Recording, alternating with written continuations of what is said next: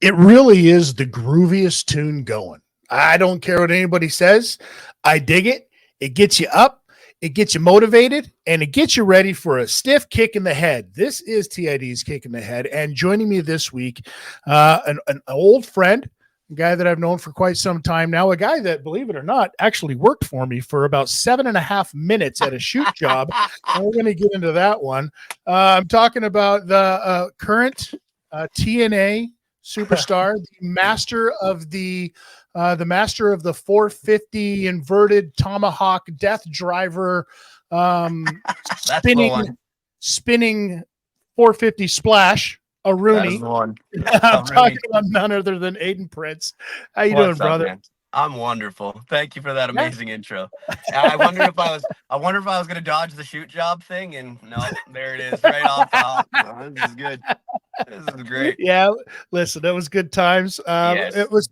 I for those of you, I'll pull the curtain back a little bit. I also run a steel company, and Princey came and worked for me for a while. He was in between some stuff, and it worked out that he realized that he'd rather do other things than work for me.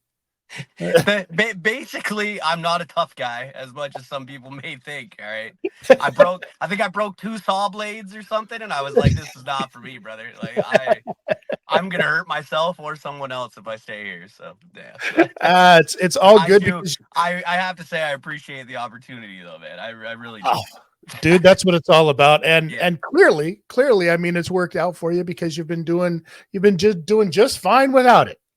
So trying. let's start at the beginning.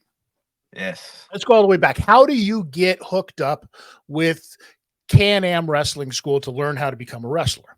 So I was probably 12, 13 years old when my dad brought me to a Border City wrestling show. Okay. And back then they had the programs at the door, so it would have 5, 6 pages of what was going on in the show or whatever. And the back page was always the Can-Am Wrestling School. And I remember thinking, oh, that's how it starts. You go to a school, right? So that was my first view of a school. So fast forward, 5 years or so. My dad is in Windsor living, so he says we're all moving to Windsor. So I showed up here, and then it was always in the back of my head. I knew that school was there. So I didn't. I did start late. Like I think it was one of those things I didn't think I was gonna do, and then it came back up. So I started training when I was about 23, 24. So yeah, Oh, wow. yeah, Old timer. I know. I think I was almost 30. Oh. See that I I like hearing was in that. my late Yeah. 20s. I was Yeah. in my mid to late 20s, but nobody is old like DDP stuff, right? So it doesn't matter. The age thing Right. doesn't matter, right? Who Right. do you remember who was there? Like first day you walk in, do you remember who was there? Yes. So it was funny. I was working at a phone company in the mall, and Tyson Dukes used to come through the mall all the time. Mhm. So I had known Tyson from going to shows when I was a little kid with him in El Tornado. So I always would mark out if I seen Tyson. So I'd talk to him here and there about wrestling or whatever. And Tyson, nice guy, would just talk to me and on his way. And then finally, I asked him, like I want to go to the school, whatever. And it was Scott that reached out to me and said, just come and check it out. So I went and looked at the school the first time, and it was actually only Eddie Dennis, who became an NXT guy years later. He's a UK guy. And another guy named Joe Hill, who I don't know if he's still working, but a very, very tiny kid. Like I'm talking smaller than Matt Grant. But like he was yes, a little guy. So those were the only two in the school the first time I went. And I remember just watching, yeah, I remember watching Eddie just drop elbow drops and elbow drops, and I was so hyped. Like I just wanted to get in the ring. But yeah, that was my first view of the school was those guys. So they tell you, they hook you up, you pay however much, you're all set. You're living in Windsor and you're going to become a professional wrestler. Yeah. At what point, how long did it take before you were able to start actually working? I was pretty lucky. Johnny Bravo was one of the trainers when I first started there. Okay. And that's when I met a little bit more of Tyson. Gutter was there at the time. Bravo, John Bolin. Those guys were kind of and Joe Doring. That was kind of the Wow. main. Yeah, that was kind of the You were main you were group you of were guys. going right down Scumbag Alley until Oh you yeah, mentioned Doran. And they were kicking my ass, man. They were kicking my ass, like definitely. But that was my first like group of trainers. Um, Sorry, what was the actual question? I got stuck on John Bolin and veered off. I was just that happens, It and we'll get happens. into him in a bit. Um, No. I was asking how long was it before you were able to How long? start? So So that's what I was thinking. I was pretty lucky because Bravo had done some research on me and seen that I had some backyard wrestling videos online. So he said okay, yes. So I remember all I think it right, was my freeze yes, right there. yes, yes. Backyard wrestling videos online. So let's talk about, because obviously you weren't born with the moniker Aiden Prince. This is true. Was this the moniker when you were a backyard wrestler? And, so the moniker when I was a backyard wrestler. This is actually I don't know if I've ever told this on a podcast. So I met a group of kids that wanted to back. Long story short, I met a group of kids that did backyard wrestling, and I wanted to backyard with them. But I was the little 12-year-old or 13-year-old, whatever I was at the time, that wanted to backyard with these guys. And I remember one of my friends. I don't. He's my friend now. I don't know if he looked at me as a friend then. Said, "Okay, but you have to pick a list. Like you have to pick a name off this list." So I like scroll down this list and I see Mario Lopez. And I think to my, and I think to myself, I love AC Slater. I love Saved by the Bell. I'll be Mario Lopez. So yeah, so I was Mario Lopez, which over time I became one of the better backyard wrestlers in the group. And it Okay, turned into, oh, that's Lopez, oh, that's Lopez. So that's where my nickname now and my name has come from. Yeah. that's hilarious. And we're Yes. talking. Are we talking like trampoline backyard? Or are we talking straight Oh up man, matches? do you remember a wrestler named Brett Nikita? Yeah. Yep. Yes. So Brett Nikita, you might even have worked in this thing, but Brett Nikita sold us a ring when we were probably 15 years, 14, Okay. 13, in that realm of youngin stage. He sold us a ring for, I think he wanted like 4 grand. And like me and my like 15, 16 to 12-year-old friends all sold PlayStations and laptops and whatever we could to put this money together. So I think we had like $3,600 or something. And Nikita like looked at it and said, like, just take the damn thing. Like he couldn't believe that we like scurried all this money together. So we had a ring from, That he had just sold a ring to a yeah, bunch of to a children. bunch of children. There you go. Yeah. So yeah, and we, oh, Tid, man, we had this ring was beautiful, 20 by 20. But yeah, beautiful mats, beautiful steel ropes were brand new. This whole thing, and we left that son of a bitch up in the fucking rain for like, bro, like weeks at a time. Like it would just sink into the mud in my backyard. Like it That was makes sense. Like children with a toy like that children. they don't take Yeah, care of their shit. it's funny because like I think back and it's like, man, if I had that ring now, damn. Like it's just like, man, yeah, we paid no dues back in the day. We were not taking that ring Wow. down. That is amazing. What was your finisher in backyard? The 450, man. Really? Even Yeah. okay, all right. So like you're just one of these dudes that would climb up a tree and jump out of it? So Like I used to think I was sweet in like I think probably would have been grade 3. I used to climb the jungle gym and do front flips and land on my feet. And I thought it was like, man, I ate shit in the rocks so many times. But I like remember thinking it was so cool to jump off the top and land in like the gravel. Like back then it was just a like sandbox of rocks. You know what I mean? yeah. Yeah. And I would just try to land on my feet. The amount of times I just landed on my ass, like, We hey, used to like, yeah, I mean, just for shits and giggles as kids, I think more boys, you never saw girls doing this stuff, right. but we would climb up to the top of the garage, you know, that's a story and a half or whatever, and just Yeah. jump off, Yeah. just to land on the ground, just to get that feeling Yeah. of your feet hitting the ground from a distance or whatever. And I mean, I was lucky enough because I started growing into a man size at a very young age. I realized that that's a lot of weight, force, and inertia hitting the Oh, ground. yeah. That was not for me, bro. Yeah. And I mean, then you look at what I did in pro wrestling, and the first thing that I would do when I'd walk into a building was like, okay, what can I jump off of onto somebody? It's funny because if you were to ask me, that's literally exactly what I do to this day. That's where we'll get to that. But yeah, that's exactly what I do to this day. But That, the finishing move thing, I actually got lucky when we got the wrestling ring. yeah, I was dating a girl that was a gymnastics, like she was really big into gymnastics. So she okay. said to me, like, we have all these crash mats like you can have. So yes, I remember like her dad stuffing these crash mats in his pickup and like bringing them. And at that point, it was on. Like I was doing swantons, anything I could, right? And Wow. then it started. Yeah, I think I still have this first clip somewhere. Like the first 450 I did just smashed my face. Like I completely overshot. Like just completely overshot. And then it was one of those things I just kept doing. And then I just yeah, it's crazy. Yeah, So what did you think you knew doing backyard, watching it on yeah, TV, mimicking what they've got on TV, and then you go to a real school in yeah. Can-Am wrestling, and you realized what? So rewind back to that day where Bravo had seen my videos, right? Okay, He's like, what's going on? One second. Sorry. There we go. He says to me, you're gonna have to edit that out, Brady. This is love the that best part. podcast ever. Sorry. So he says to me, I saw your backyard videos because I'm not gonna lie, I tried to play stupid. I was like, I don't know what I'm doing, like pretending to get in the ring wrong because Brett Nikita showed me how to get in the ring, you know. So it came with the package, but but he's like, I've seen, you know what you do. Do you know how to lock up? And I said, I think so. So then he said, okay, lock up with me.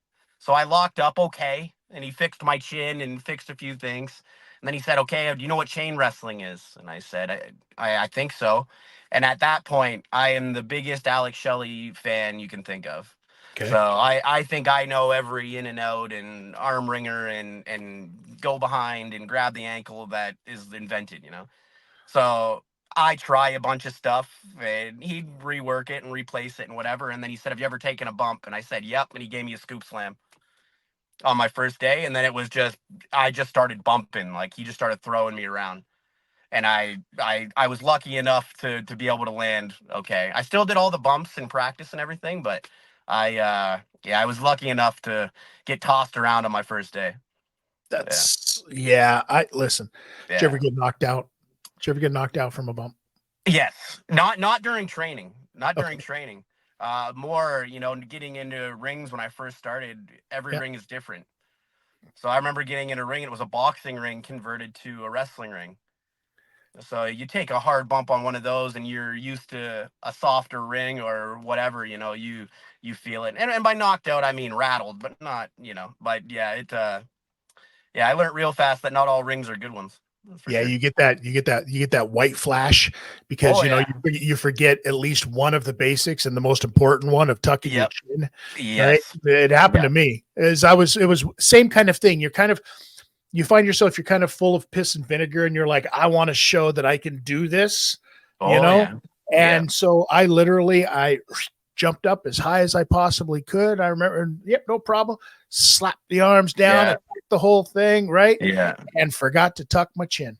And wham. Boom, just Yeah. whiplashed right down, and you're Yeah. like, I'm okay, And you'll but you're really understand this not. in training. In training back then, it was like you didn't roll out of the ring and get water. You know what I mean? Like No. so you know you'd get back up from that flash and have to keep going. You know, so it was. I remember doing the same thing. Like, oh, I'm impressing these guys, so I'm gonna fucking go all out right now. So it was like bang, bang, bang, bang, and okay, now we're gonna do push-ups, a practice match, and learn a bunch of suplexes. And you're like, oh, okay. Yeah, yeah. Do you remember who you? Do you remember who you Go. worked in your first match? In my first ever practice match was Gutter. Okay, Gutter. Yes, all right. he was a very very nice guy, and I remember being very nervous. And I was circling the ring with him, and I was so nervous. We went to lock up, and I forgot how to lock up. Like, I think I probably tried to hug him or something. Like, and he got frustrated with me for a minute, and he's like, "Start over." And I remember Dave Gutter is such a nice guy. Like, Yeah. he instantly felt bad for yelling at me, and it was like it popped the whole room. 'Cause it was like he yelled at me, which I deserved at the time, and then instantly felt bad because I was shook. So, oh man, but yeah, that was my first one. And then my first pro match was a guy named Jamie Cox out of or Michigan. sorry, I shouldn't say that. No, my first pro match was another student, Bryce Sullivan, that I trained with. Okay. But second match was Jamie Cox Yeah. in the States. Yeah. Yeah. He's out of Michigan or something like that, isn't he? Yes, yes, Yeah. yeah, Yeah. Absolutely. I think that's. yeah. It's funny. That's like I can remember the first time I met Gutter was in Michigan. Yeah, We would go yeah, down. yeah. He was probably from around Gutter's time, so yeah. Yeah. Yeah. We would He go down and work a funny bunch story of about those. that match. I Yeah, remember man. I was taught to lay stuff in a little, you know. Sure. So we're on the outside of the ring, like exchanging brawls, and I pop him with a forearm.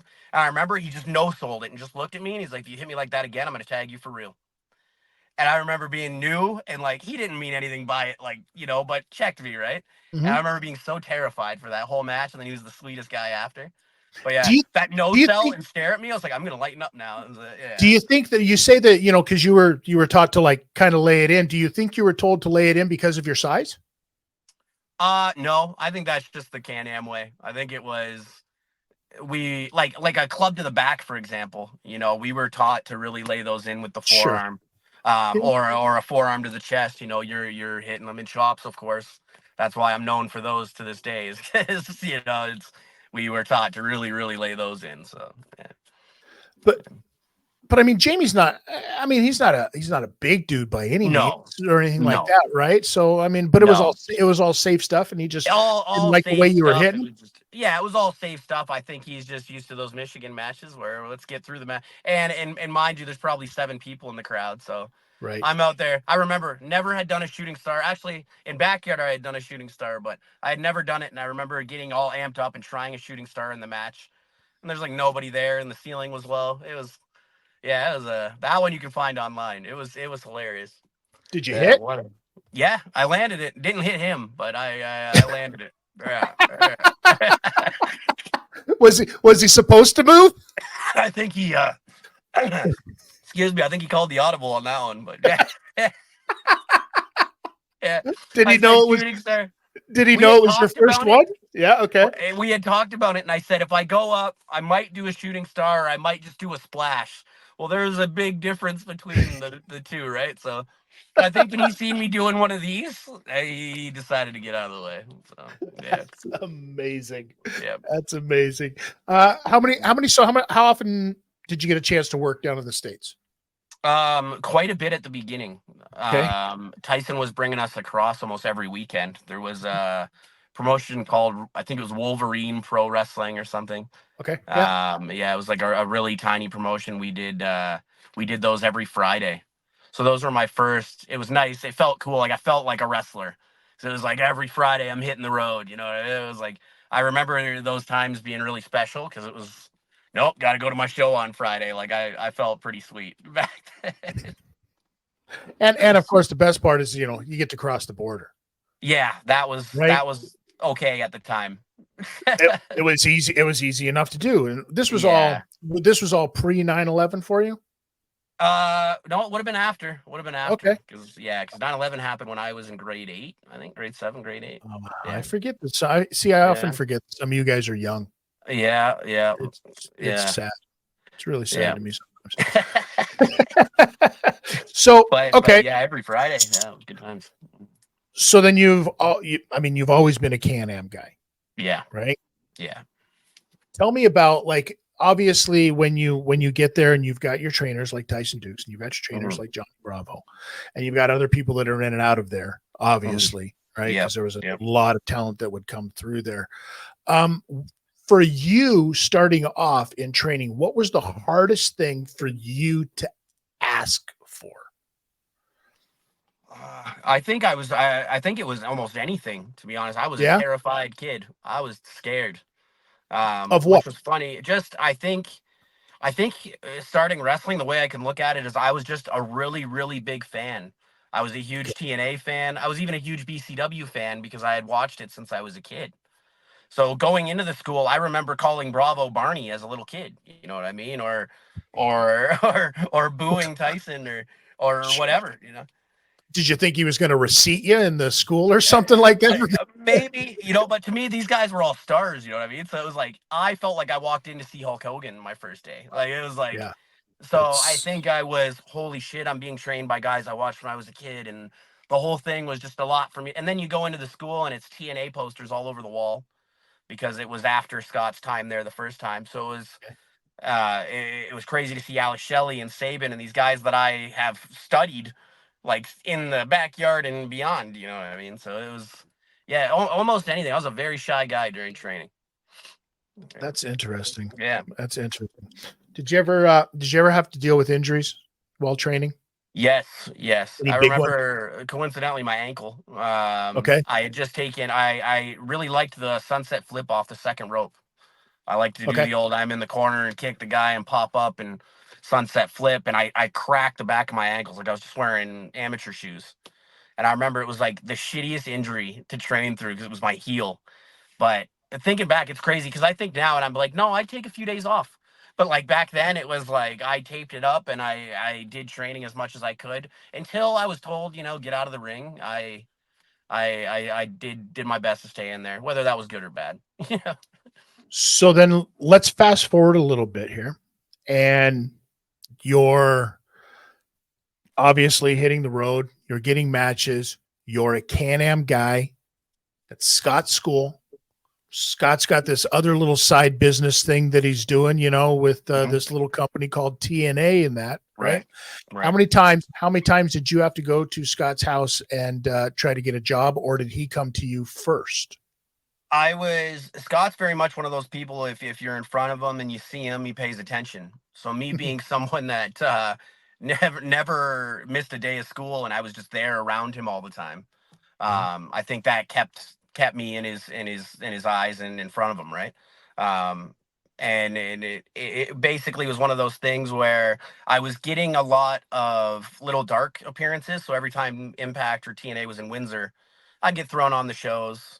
And I had some big matches that led to some bigger opportunities with BCW and stuff. And then fast forward even more time, then it came up that, hey, just keep working, and we'll talk about it. And then the pandemic happened. So yes, so then I thought, whatever. It was cool that I was thought of. You know what I mean? Mhm. Because it was kind of like, hold on, everything's paused. So then after that, I was living in Ottawa for a little bit, and then he called me and said, if you come back this way, there might be some more opportunities, and I think it's better for you in Windsor. So I came back this way, kept going back to the school and training once everything rolled again, and then yeah, I was hanging out at home when I got an email. So yeah, it was pretty crazy. Did you ever feel like you were being led on in any way though? Yeah, yeah. I'll be Yeah. honest. It's funny because like we've had the talks, me and him, where he's like, "You were a little salty," and Okay. I'm like, and it's funny because I think back then, and I think if when I was all full of piss and vinegar, if it would have been given to me at that time, would I have been ready? And I can look you in the face right now and say there's not a chance. My gear wasn't good. I wasn't good. Maybe I was decent, but I wasn't TV ready. I didn't look TV ready. Um, and I just wanted to be there. You know what I mean? I just wanted to keep those goals. So it was always, am I just being led on to what I mean, stick around, or is it something that's gonna ever actually happen for me? And I think at the time I was just enjoying wrestling so much, it didn't really matter. Were And it you was cool were to. you were you told by anybody that you weren't TV ready? Um, never not told that. It was more kind of probably my own thoughts, Okay. but also just you know how it is being a coach. You always have something for your students Mhm. to work on.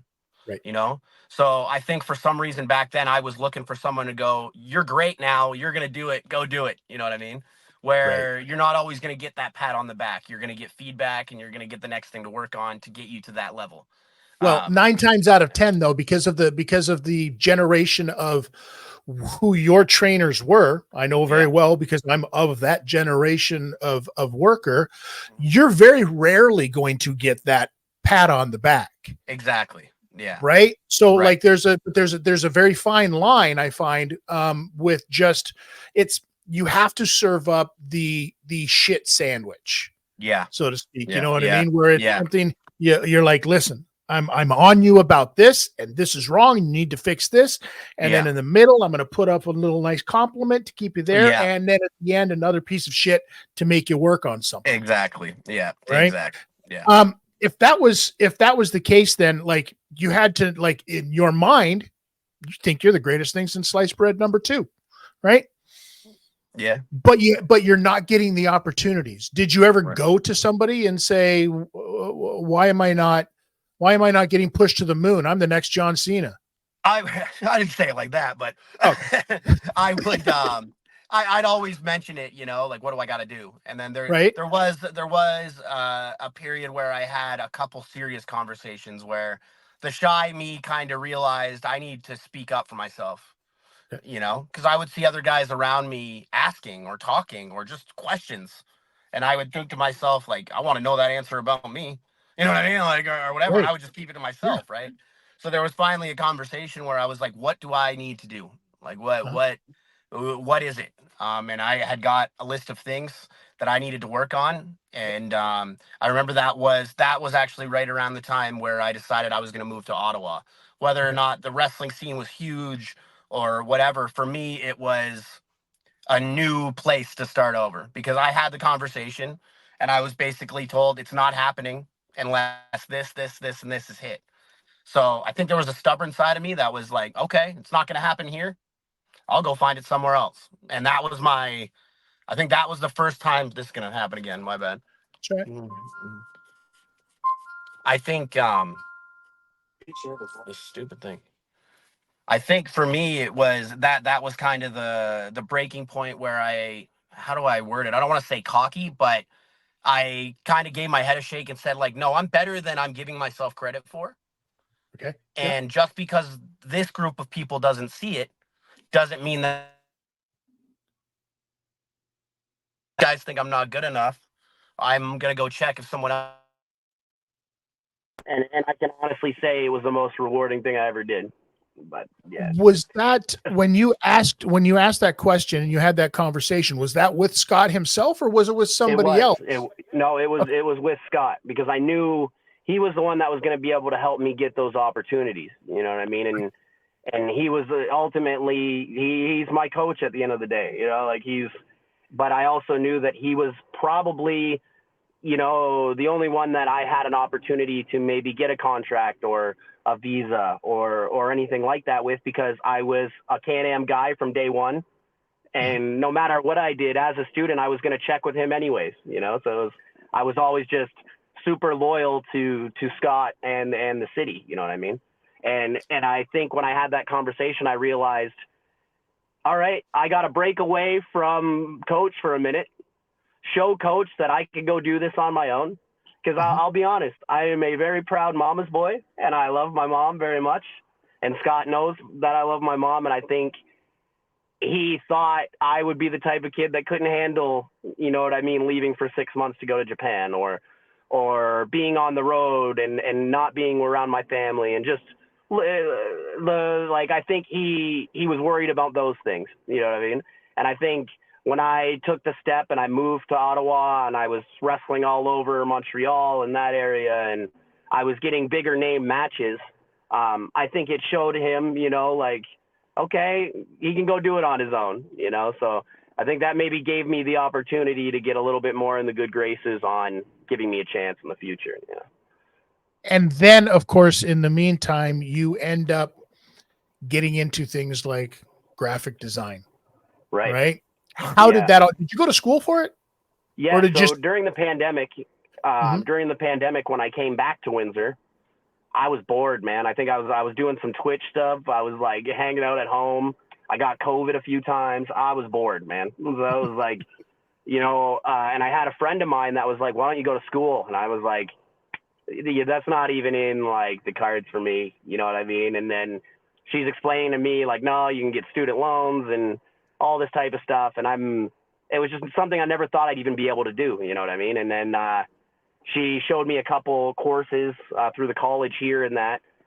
So I did a year and a half or so graphic design course that gave me a graphic design diploma. So, and it's something I've always done since I was a kid, but it kind of gave me that piece of paper. You know what I mean? Did you want to do it for the purpose of um, being able to use it in the world of professional wrestling, or to be able to use it away from wrestling altogether?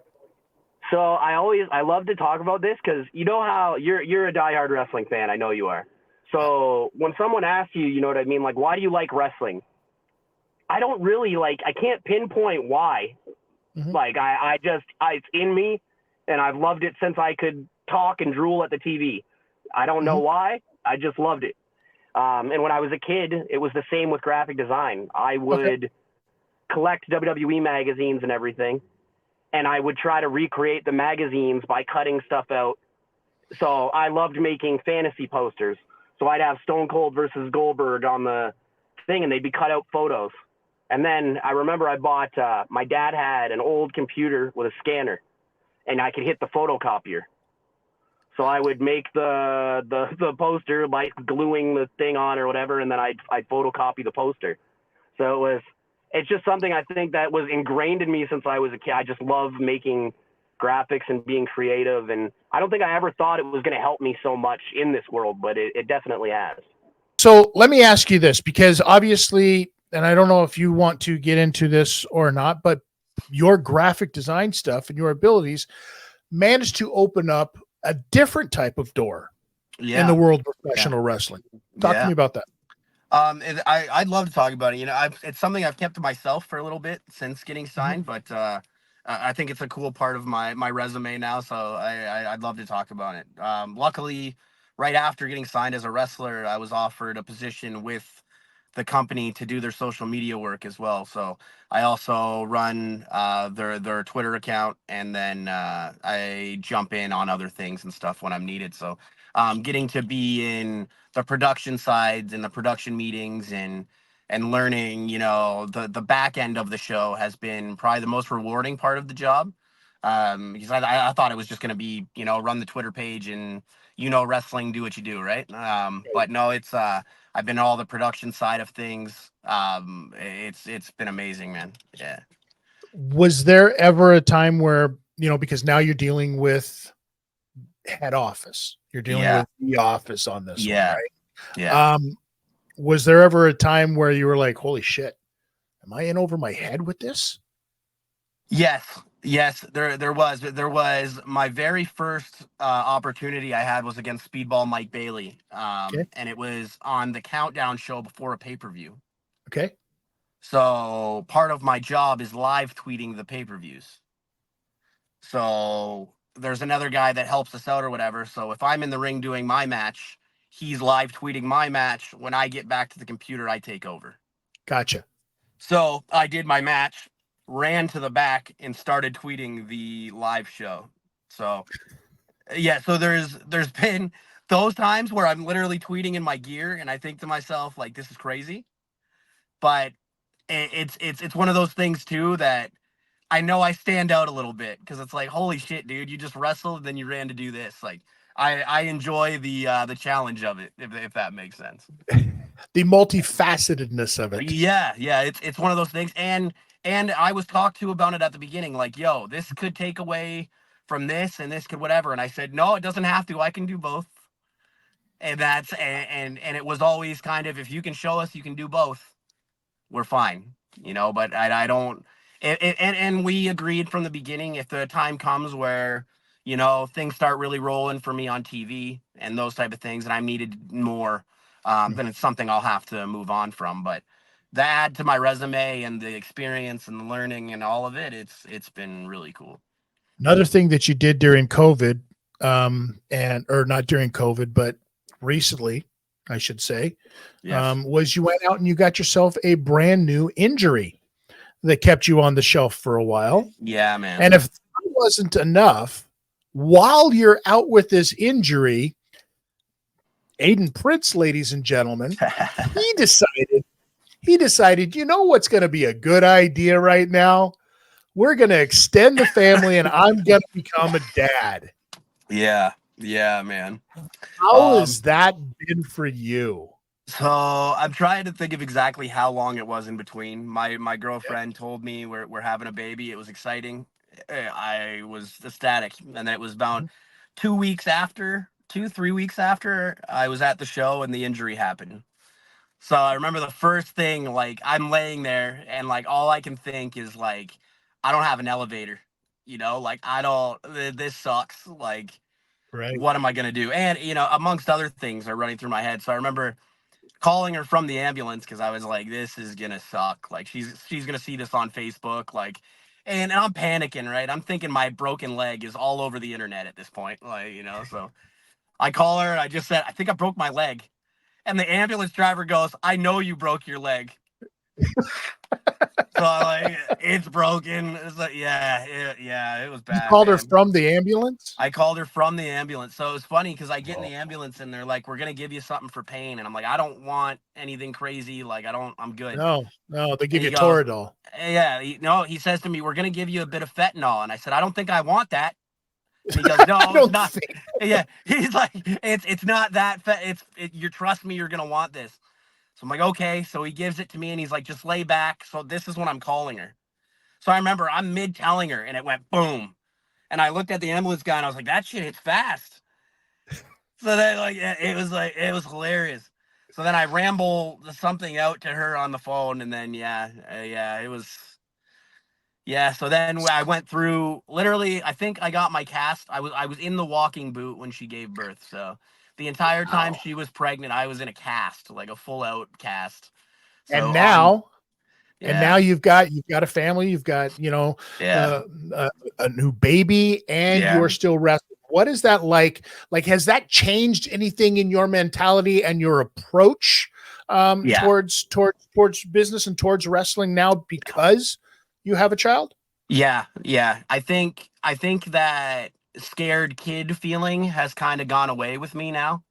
Because I think for the longest time wrestling was kind of my only, like, I thought it was all I was worth, if that makes sense, right? Yep. And it might sound cliche or cheesy or whatever, but it's made me like have fun wrestling again because it's like get through the match or whatever, I have something very special at home, and that's kind of my real happiness now. Like I can honestly say if wrestling had to end for me tomorrow, I'm good.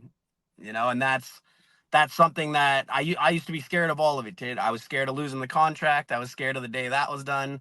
What am I going to do if I break my, like, 'cause the rehab process is a whole nother conversation, and Oh, that's, yes. I remember I've been from, there. I've been there. yeah, I had both bones. I had my tibia and fibula sticking out the front of my right. left shin. Yeah. So you So get it. I'm fully aware Yeah. of that rehab process, bro. Yeah. So going through that whole process changed me in itself.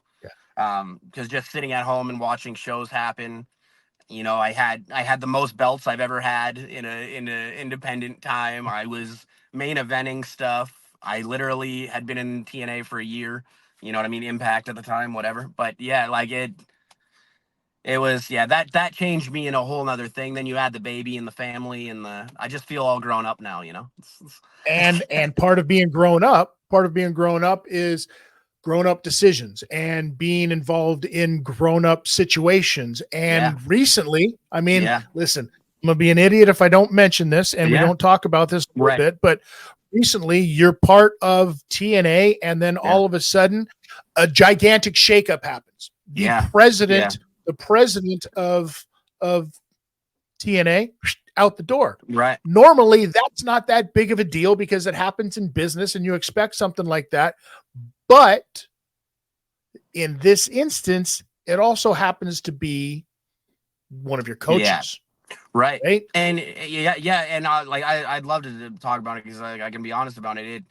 I know how I'm viewed sometimes as, Scott brought him in, right? So that kind of scared me a little bit at first, and then once I kind of had time to digest it and think on it or whatever, I've had real jobs growing up. I did sales for almost 8, 9 years.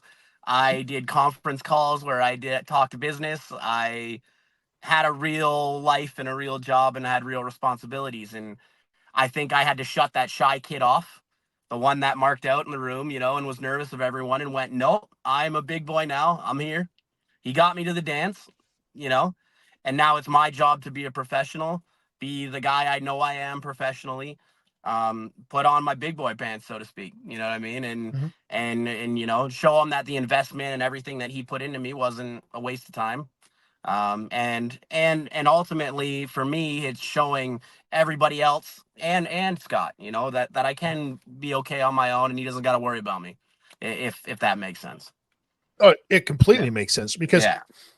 I think the last thing that you want to do, I know for myself, the last thing that I would ever want to do would be to disappoint my trainers. Right. It wouldn't involve something in the business, regardless of the ups and downs, the ebbs and flows of the relationship with your trainer and the different Right. things, right? Because we've all been there with our trainers, right? The last thing you want to do is have that mark out there on your record through them, if that makes any Exactly. sense. No, 100%. And that's why, like I am very proud of myself in a lot of ways with what I've done in wrestling, because I know the way Scott is, and I wouldn't have got those opportunities if I didn't deserve them. You know what I mean? A lot of people might think that, it was handed to us or whatever, but I've been to a lot of wrestling schools and I've been around a lot of trainers, and I know that man made us work hard and made us appreciate everything we've got and made sure we deserved things before we got them. Yeah. Outside of yourself, because you can't include yourself in these situations, but I was just thinking, who's been the biggest unsung hero out of that entire Can-Am school? Because there's been so many people that come in and out of there, but there's always, the ones that fly under the radar. And you're obviously going to think, yourself as somebody who hasn't been a world champion, so that makes you an unsung hero. But there's been, a few. I could think of some. Like, for example, let's talk about the first ever gut check winner. Yeah. Right. Happens to be from there, Yeah. And we're talking about John Bolin, right? Yeah. Yeah. Bolin's one of those guys where it's like, I don't know if he would call himself a hero, but the entertainment factor of John Bolin alone makes him a hero. You know what I mean? So guys like him and Bravo and Gutter were. Nate Matson is another one. Nate Matson, man, I love that guy. And it's funny because you'll see Nate go off online quite a bit about the young kids that, they don't understand the business, and everybody wants to win, but nobody wants to, you know what I mean? Work for it and put those things in. And I remember being young, kind of being the young guy that snarled at Nate a little bit. And I'll be honest, and I tell him this to this day. And the more that I wrestled and the more that I was around young guys myself, and the more whatever, I understood every single word that man would say to me. And he is literally one of my closest people in the business, and he's the man. Because he's like I said. Here's the thing. As long as I've known Nate, Nate has always been in the business for 100 years when he was only in the business for 5 minutes. Right. You'd never, it was all of a sudden he just shows up in the business. And you're like, this guy's been around forever. Yeah, but he's been around forever. He's just had that. He's always been that old guy.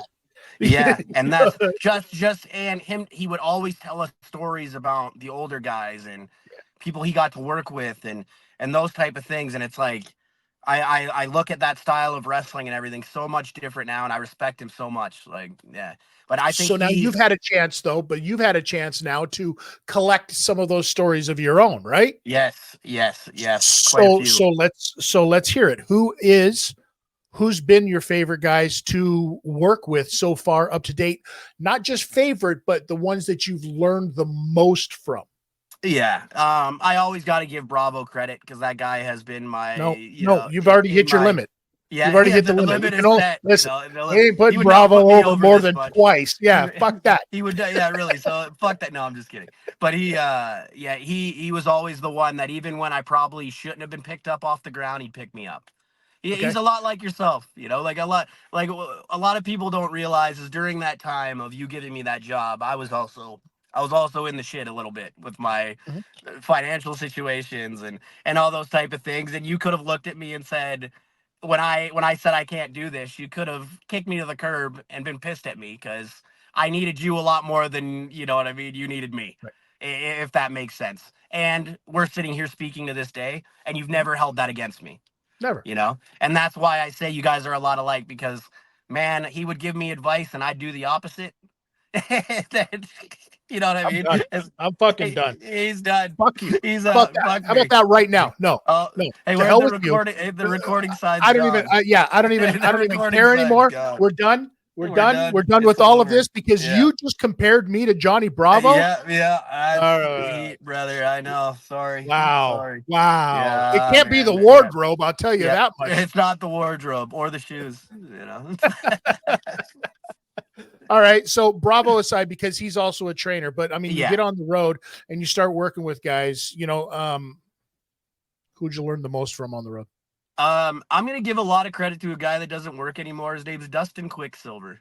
He was Oh, a guy that, he came out of Battle Arts, mhm. and when I had first started working for Destiny Wrestling, George put me and Quicksilver against each other every Okay. single show. Like, I'm talking every show. So Okay. he was one of the first people that I was able to build like full out match chemistry with. Like, when you work with somebody so many times Mhm. that their moves. So you're thinking of different reversals for their stuff. And you know how they're gonna land when you do, your flippy 5,000 slam, and those type of things. So I always give him credit because we learned a lot from each other at that era. But also Tyson Dukes, God bless him, he took me to every show he went to. I trailed behind him with my bag, and he got me booked on every show he could. So he was a super special person at the beginning of my career as well. Yeah. So now going forward, there's a new regime in TNA, Yeah. right? Have you had a chance to speak to them? Is their door Um, really open? yeah. So I've had a couple meetings with the digital side of things, the social media side, Mhm. but as well, I've spoke a bit about the wrestling, and honestly, both things are looking positive for me. You know what I Okay. mean? From what I know, everything's good. Um, I've built a lot of nice relationships amongst the locker room. I've made a lot of friends in the locker room, Mhm. which is fantastic. And now I'm making those same friends in the backstage, right? So, so far everything's safe. But pro wrestling, man. That's how I That's knew when I right. got these. I knew when I got both these gigs, this could end at any minute because I'm living one of the coolest lives ever when it comes to like I picked up posters today and saw myself on a TNA poster, and that's insane to me. So it's like I would have never thought that would happen, man. So like it's wrestling. It could Which all end posters were tomorrow. those for? The Windsor show, yeah. Which yes should be an interesting day. Yeah, we'll see. Why would you say that?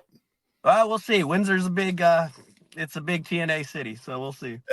Well, no, it's a big BCW city, and It is. we've all seen other companies try to go into those type of situations Yeah.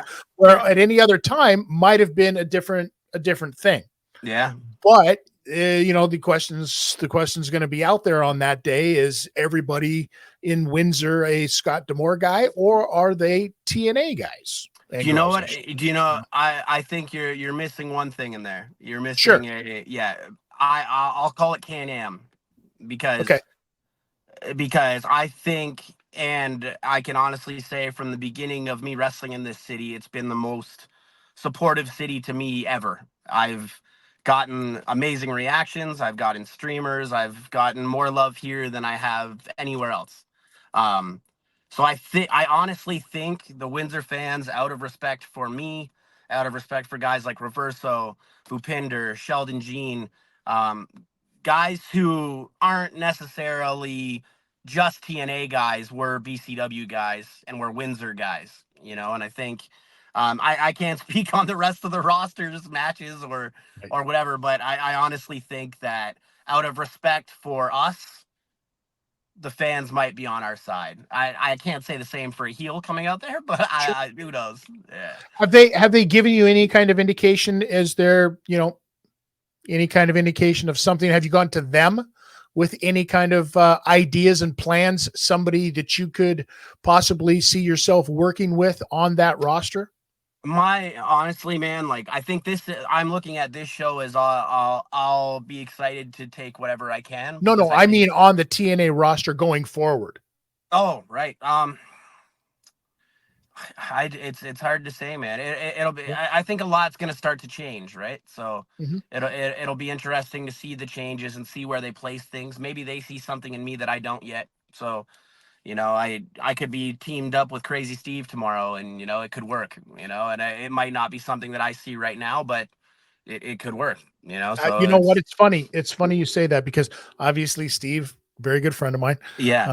and of this show and of everybody around the area. Mhm. Um, and you say that, and he's the current, as of talking right now. He's the current digital media champion, Right. Of one of which that you have already contended for in the past. Yeah.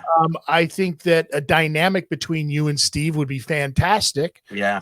I think that it would also be a really good way to, get you out there and get you over out there, right? Yeah. Because your character is so starkly different from Mhm. what Steve is doing, right? Right. So I Yeah. mean, you know how it goes, right? Styles Yeah. make, right? Well, I think Is too, the- like, I think now one of the biggest things, and I think this comes from me being just too quiet and not speaking up, is there's quite a big disconnect from what you see me do on the indies to what you see me do on TV. And I think that's something I need to work on personally to bring the two together. What Because is it? even though I've only had kind of like a handful of opportunities, I'm more of your, perfect baby face on TV, where you see a little bit more of a gritty side to me on the indies. You see the Death Wish character, you know what I mean? And that's not something I do on TV. So I think if I can find a way to pitch that and bring that to TV, I do genuinely think I have something to offer there. And I think that could be in the cards. It may not be. Who knows? Wrestling. Well, yeah, you can find that you've just been replaced by the latest guy who just got fired from the WWE. That's what I mean. It's you see those and you're like, oh no. Yeah. Has that ever happened to you yet? You ever Not got yet. bumped for somebody like that? My look got taken a little bit, but that's okay. Oh yeah, who did that? No, it's more of a funny story, and I know it was not intentional, right? All right, let's hear it. I knew I needed something different, so I'm like, I'm gonna dye my hair blonde, okay, and I'm gonna wear this jean jacket. Yeah, nobody's ever fucking done that in wrestling. Yeah, no, I know, stupid. I know it was new for me, right? It was new for me. So then it was, I think my second or third loop, Dango gets brought in, and is literally wearing a cut-off jean jacket and has dyed his hair bleach blonde. So right away when he came in the back, I'm like, I know that I'm the one that needs to change. It's not going to be him. So like, now what? So it made me go home and go back to the drawing board and dye my hair black again. So then when I went to the next loop, Dango had decided to dye his hair black. So yeah, Mans is just, we were just on the same page. Yeah, stalker. Did you have you talked to him about it yet? No, it's more of just a funny thing that coincidentally happened, but no, not with editing, because we're going to take this, we're going to take the footage, we're going to piece it all together, and we're going to start this great big rumor on Reddit. No, dude, it happened right away, and I knew it was going to happen because right away, as soon as Dango came out, it was someone's Twitter comment was, the Botchamania guy, Matthew or whatever. Matthew, yeah. Yeah, he said the comment was Aiden Prince looks like if Matthew and Dango had a baby or something like that. And I was like, oh man. And then there was just a few comments of gifs of me and stuff, and I'm like, yeah, I gotta change everything. I gotta, because that's the rule, right? Whoever gets to TV with it first wins. Hey man, and you know what? Dango's a great dude, and it looked much better on him. I can be honest. It looked much better on him, so he can have it. Yeah. Well, see, now what you need to do is you need to find out if he really is like biting your styles. Like go with the Sean O'Malley, Sean O'Malley multicolor, and then if he shows up with that, you're like, oh, this mother. Got him. Yeah, man. That's amazing. So what's the plan then going forward for Aiden Prince? What do you want to see yourself doing? Do you want to, because COVID is over, do you get back across the border? What's in the cards for you right now? What are you trying to manifest for yourself and make happen? Honestly, man, I've reached a point where I think wrestling got a little stressful for me for a second. I think just with why am I not being used, or why is this happening, or why don't they see it, or all the frustrations that a wrestler goes through in their mind. And, am I not good enough? Am I this? Am I that? Angry with promoter, the stupid little things that mess with my head. You know what I mean? And taking time off and thinking and dwelling and everything, it kind of made me just go like, you know what? When I was the most over in my career and when I was doing the best and I was getting the most bookings and all those type of things is when I was literally having fun. Like, I was having fun. I was doing a Hulk Hogan comeback. I was ripping my shirt for fun. I was doing silly shit. And that resonated with people because I think they were having as much fun as I was. and those type of things. And I think coming to TV and coming to big boy wrestling, in a sense, it made me way too serious. Okay. And I think that took the fun out of it. So for me, it's just enjoying myself again. And that's what I've been trying to do for my last. I think I've probably had about 12, 13 matches since coming back from getting hurt. And every single one, I've just literally went out there with the mindset of like, just if there's a botch or there's something stupid or whatever, who cares? It's all. But isn't that always the way, though? Like, you start off, it's a story that you hear so many times. You start off with a love for wrestling, and you're just having fun. You're in the backyard and you're bouncing on the ring, and you're just learning stuff, and you're just having fun, and you can't wait to get home, or you can't wait to get to the gym. And then you hit a point where it's like, okay, I need to really buckle down and make this serious, because I can make a career out of this, and this is what I want to do for a living, right? Yeah. And then you find that you get too bogged down into that part of it, and it stops fun again. Yeah. So you have to find that fun spot again, right? Yeah. You're going to go, I'm telling you, you're going to go through that at least 3 or 4 more times. And honestly, that's what I've been told, and I think back to, I've always been a big wrestling fan. I've read articles, I've read rumors and dirt sheets and everything my whole life. And I read about guys that leave. Like, I think to myself, maybe this isn't my time in TNA yet. Maybe, this showed me what the backstage was like. This showed me what getting to the real show was like. You know what I mean? Maybe I go off for a year and I do something else. Guys like Jake Something are a prime example. Jake was there for a full 3 years, and he had his ins and outs, and then he left, became a monster, even more than he already was. And now he's been brought back as a completely different guy. You know what I mean? A completely different machine.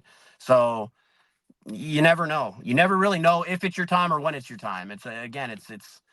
But I knew, like, maybe I didn't know what I was getting into when I first started, but I know a lot more now that nothing's promised.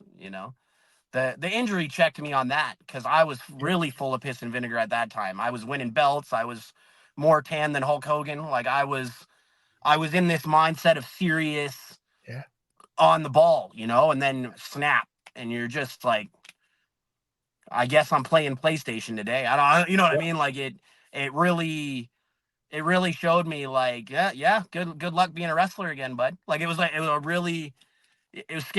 scary, but also gives you the reality check you need, I think.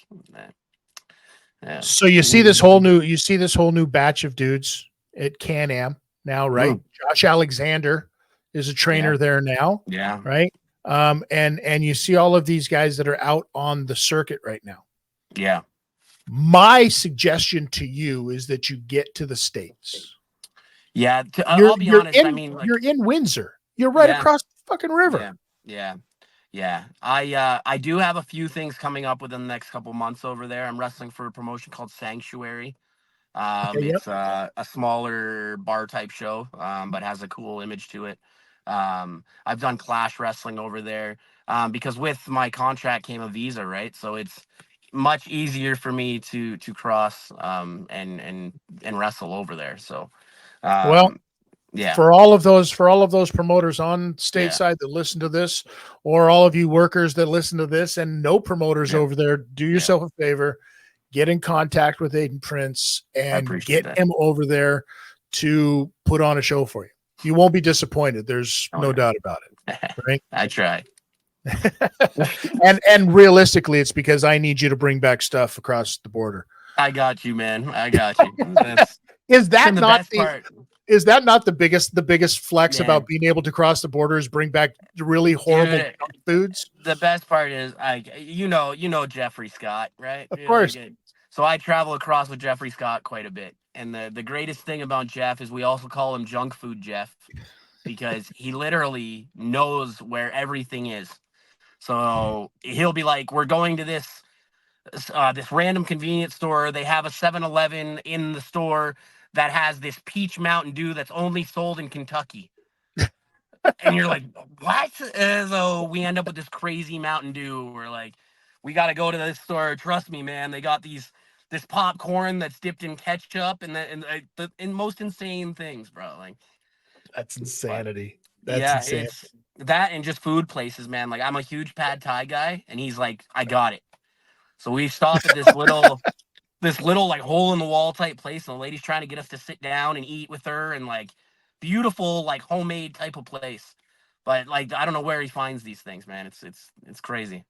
You But say yeah, you're a pad thai guy, but do you eat the tofu? not a big fan. Not No. you know what? I there's sometimes like I like it if I buy it from the grocery store or whatever. Like Really? which is weird. Yeah, but if I get it from like a place, I'm not a fan. Yeah. No, I Yeah, don't do it. no, not my It's thing. listen, we don't eat a lot of cracker ass foods in my Yeah, household yeah, anyways. yeah, You know what I mean? So there's a lot of pad thai and there is no tofu. yeah, yeah. Chicken every Ain't time. nothing, ain't nothing here built on tofu. Sorry. Yeah, Right. chicken every time. Yeah. Princey, I want to thank you so much. If Thank people you, man. want to check you out, if they want to book you, if they want to stalk you, if they want to send you unsolicited, genitalia pics, Yeah, tons of what those. can they do? Basically everything Aiden Prince on Instagram, Twitter, YouTube. Mario Lopez on YouTube if you want to watch those old backyard videos. Dude, But there's some funny stuff. Yeah, but yeah, basically Aiden Prince on everything. It's funny, you'll notice if you search my name, there's another little kid. Well, he's not little anymore, but his name is Aiden Prince, and he's a little dancer. He's like this, yeah. like, yeah, and this kid is over as can be. And the amount of times I got tagged and stuff when I was first starting out. But it's funny because when I first started wrestling, this kid was like 6 years old. So now I've been wrestling for 12 years or whatever. So it's like I've watched this other Aiden Prince grow up. Like That's amazing. it's been hilarious. But yeah, Aiden That's Prince, amazing. he's more over than I am on the internet. But yeah. I think the big flex is we've got to get you in contact with, Mario Lopez. Man, the day's gonna come. The day's gonna come. Yeah, because Right? another fun fact, people, I have it tatted on my arm, right? And people don't even realize this is not my shoot last name. It's not. I'm not. No. I'm not gonna say it, but it's not. That's gonna blow some minds on this one. Is that is not my shoot last name. You just got some other dude's name tattooed on you? Is that what Hey we're man, I saying did here switch right now? I will say I switched the E with an A, Uh-huh. back then. So it is Lopez now. So. But yeah, I let it out on this podcast that it came from AC Slater. There you go. That's amazing. There's your clip, brother. That's Clip it, Bex. There you go. it is. Tremendous. Princey, always a pleasure. My man. And let's get together sooner than later. I love that, brother. Perfect. Everybody else, you can sit right there and wait. We will be right back to close all of this thing off. I am Chris Tidwell. This is the Law Live Audio Wrestling. We'll be right back.